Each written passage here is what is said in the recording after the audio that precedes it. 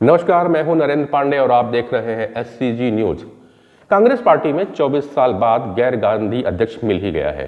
यह कांग्रेस पार्टी में एक नए युग की शुरुआत है और हाल ही में संपन्न हुए अध्यक्ष चुनाव में पार्टी के राष्ट्रीय अध्यक्ष चुने गए मल्लिकार्जुन खड़गे ने कांग्रेस की कमान संभाल ली है। दलित समुदाय से आने वाले 80 वर्षीय खड़गे की पहचान एक जमीनी नेता की रही है।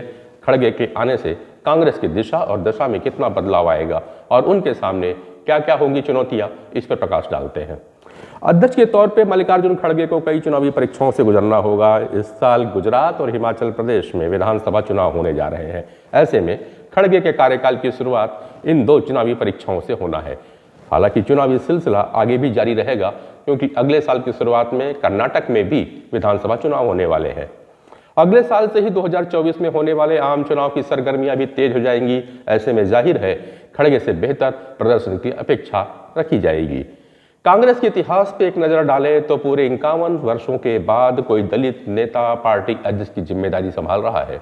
क्योंकि गुजरात, हिमाचल प्रदेश और कर्नाटक में दलित मतदाता चुनावों में अहम भूमिका निभाते आए हैं। ऐसे में खड़गे के अध्यक्ष पद को लेकर भी विपक्षी दलों ने आरोप लगाना शुरू कर दिया है।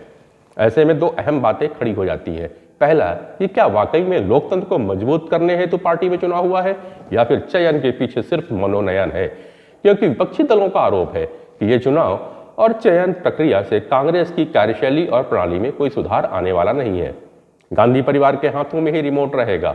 आरोप लगाने वाले विपक्षी दलों के इतिहास को देखें तो उनकी पार्टियों में भी राष्ट्रीय अध्यक्ष के लोकतांत्रिक तरीके से चुनाव हुए हैं, ऐसा दिखा नहीं।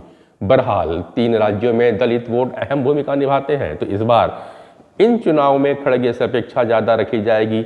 जबकि वर्ष 2017 में हुए विधानसभा चुनावों में अधिकांश आदिवासी और दलित मतदाताओं ने भाजपा पे भरोसा जताया था। इसलिए मल्लिकार्जुन खड़गे पर दलित मतदाताओं को अपने पाले में लाने की बहुत बड़ी चुनौती होगी। देखा जाए तो इससे ही राष्ट्रीय अध्यक्ष के कार्यकाल का आकलन भी किया जाएगा।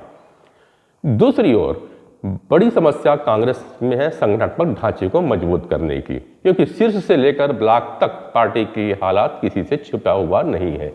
विश्लेषकों का कहना है कि खड़गे को पार्टी के संगठनात्मक ढांचे से हवाई नेताओं से निजात दिलाने की अपेक्षा भी रखी जाएगी और संगठन में जमीनी नेताओं को जगह देने की भी, ताकि आम लोगों को साथ साथ पार्टी कार्यकर्ताओं में सकारात्मक संदेश पहुंचाया जा सके। वर्तमान समय में देखा जाए तो कुछ राज्यों में आम आदमी पार्टी ने अच्छा प्रदर्शन किया है। पंजाब में आम आदमी पार्टी ने कांग्रेस से सत्ता छीन ली है और कई अन्य चुनावी राज्यों जैसे हिमाचल प्रदेश, गुजरात, कर्नाटक, मध्य प्रदेश और छत्तीसगढ़, राजस्थान में भी आम आदमी पार्टी एक बड़ी चुनौती के रूप में उभर रही है। ऐसे में मल्लिकार्जुन खड़गे के पास में भाजपा के साथ ही आम आदमी पार्टी की सियासी चुनौती से निपटने की भी एक बड़ी जिम्मेदारी होगी। कांग्रेस पार्टी के कई वरिष्ठ नेताओं ने हाल ही के महीने में वर्षों से कांग्रेस में रहे और हाल ही में कांग्रेस छोड़ दिया। इस वर्ष की शुरुआत में पंजाब और उत्तराखंड विधानसभा चुनावों में कांग्रेस की हार के लिए पार्टी नेतृत्व के पास पसंद का जिम्मेदार ठहराया गया था।